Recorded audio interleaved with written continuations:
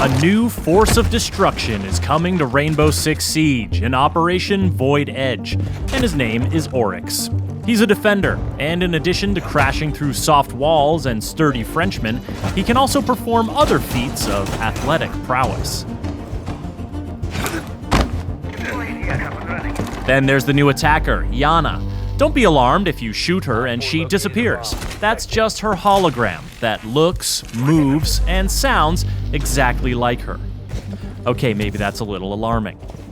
Here's the rundown on the new operators and their gadgets, and a look at what they can do on the newly renovated Oregon map. Let's start with the new Jordanian defender, Oryx, because of the smashing.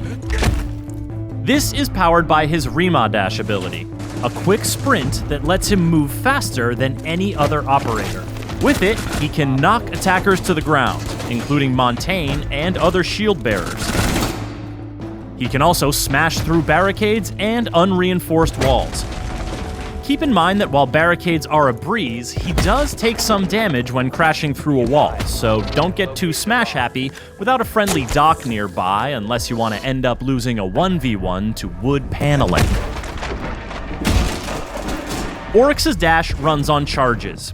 He can use them rapidly to dash a few times in a row, but they take time to replenish, and they reset to 0 when you bust through a wall.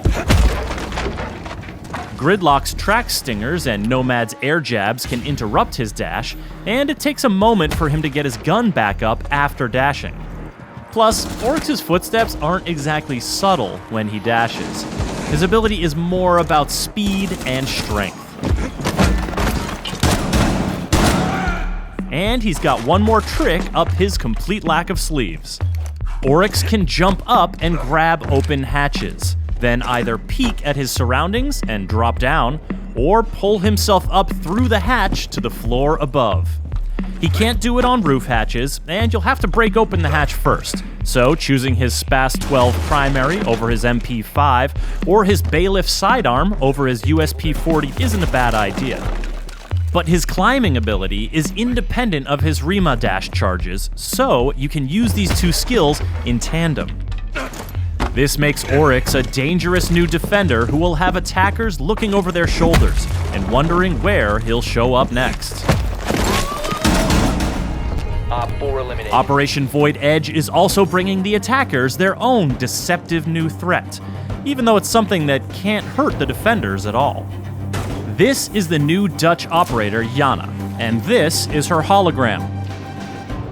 Using her Gemini replicator gadget, Yana creates and controls a hologram that looks like her, including her headgear, uniform, and primary weapon skin.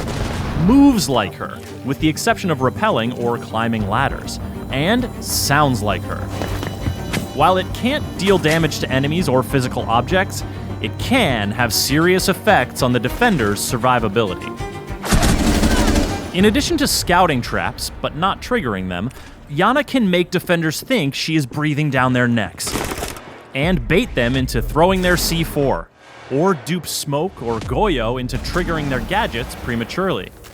After all, when a defender sees the hologram peek around a corner, or hears it in a hallway, how are they to know it's not the very real and very dangerous Yana?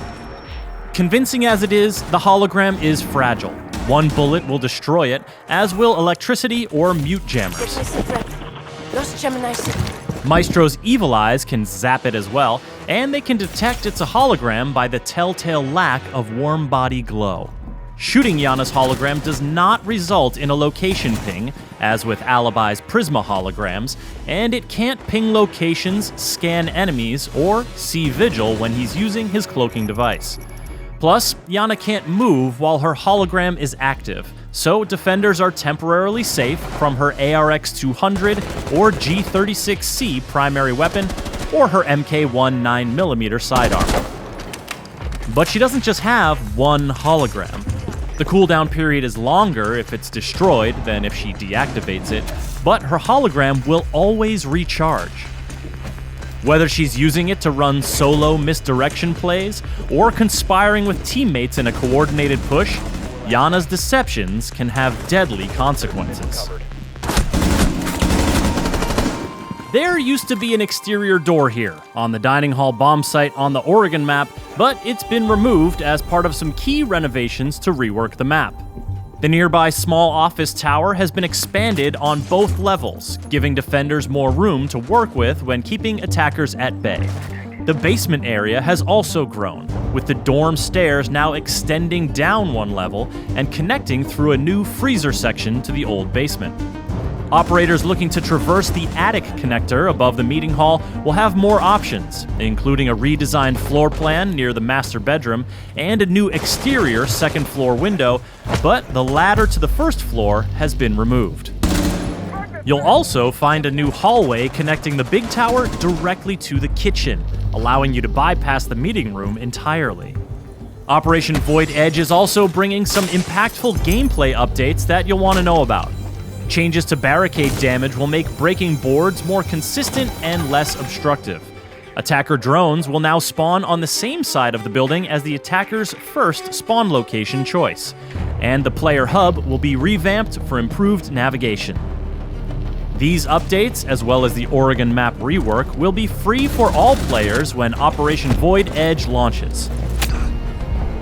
The new operators, Oryx and Yana, will be available at launch for Year 5 pass owners, and everyone else can unlock them a week later using Renown or R6 credits. For more on Rainbow Six Siege, subscribe to our YouTube channel and visit us at news.ubisoft.com. Spotted. Shots fired from 10 seconds. Friendly's victorious. Hostiles eliminated.